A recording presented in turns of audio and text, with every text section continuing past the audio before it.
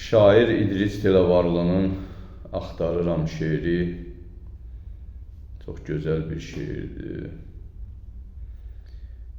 Yazır ki, kimin qarğışına tuş oldum yenə, gecənin yarısı söz axtarıram.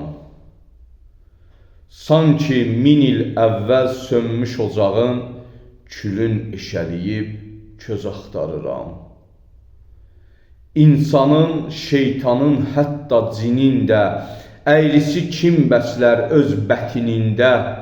Mənsə bu dünyanın əyri tinində növbəyə dayanıb düz axtarıram.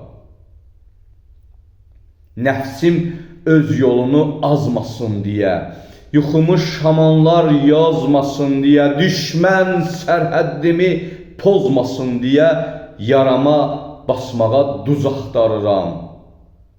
İdris, gözlərimə tökülübdü qor, yollara dikilən gözüm olub kör. Nə qədər ağıldan kəm olmuşam gör, körün kəlləsində göz axtarıram. Bu qədər əyrilər içində düz axtarıram.